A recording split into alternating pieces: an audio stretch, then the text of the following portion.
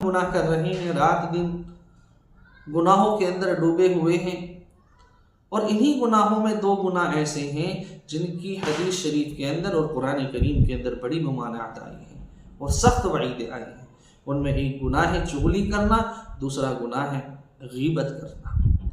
چغلی کا مطلب یہ ہوتا ہے کہ ایک کی بات دوسرے سے لگا دینا، پھر دوسرے کی بات پہلے سے لگا دینا، آپس میں جھگڑا کرانا، فساد کرانا، ایک دوسرے کے درمیان اختلاف پیدا کر دینا، جدائیاں پیدا کر دینا، بھائی کو بھائی سے جدا کر دیا، رشتہ داروں سے جدا کر دیا، ماں باپ کے درمیان چغلیاں کر لی، یہ ہے چغلی کرنے کا مطلب۔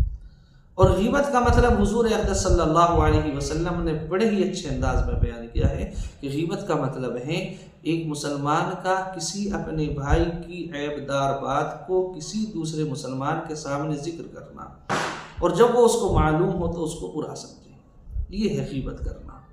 اگر آپ نے کسی مسلمان کی کوئی بات کسی دوسرے مسلمان سے بیان کی اور وہ اس کو معلوم ہو جائے اور معلوم ہونے کے بعد وہ اس کو برا سمجھے، یہ ہے غیبت کرنا۔ اور اگر وہ بات اس کے اندر موجود نہیں ہے، وہ عیب جو آپ نے بیان کیا ہے وہ اس کے اندر نہیں ہے، تو یہ بہتان ہو جائے گا۔ اور غیبت کرنے کی، چغلی کرنے کی بڑی سخت ممانعت آئی ہے۔ قرآن کریم کے اندر اللہ تبارک و تعالیٰ ارشاد فرماتے ہیں وَيْلٌ لِكُلِّ هُمَزَةٍ لُمَزَةٍ، کہ بڑی خرابی ہے، جہنم کا عذاب ہے ان لوگوں کے لیے جو آپس میں جھگڑے کراتے ہیں، لڑائیاں کراتے ہیں، اختلاف پیدا کرتے ہیں، غیبت کرتے ہیں۔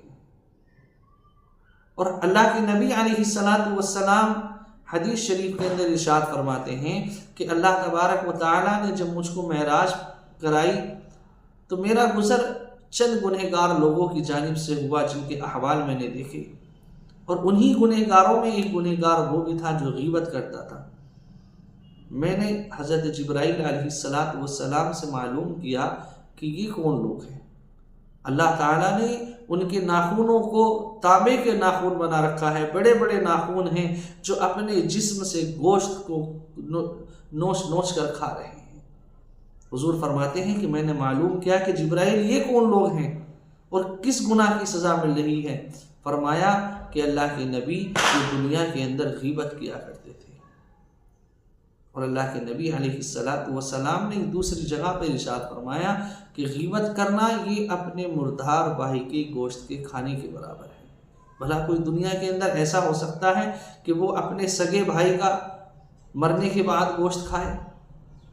اللہ کے نبی نے فرمایا کہ غیبت کرنا یہ مردار بھائی کا گوشت کھانا ہے، اور غیبت کرنے کو زنا سے بھی بڑا سخت ترین گناہ سمجھا گیا ہے۔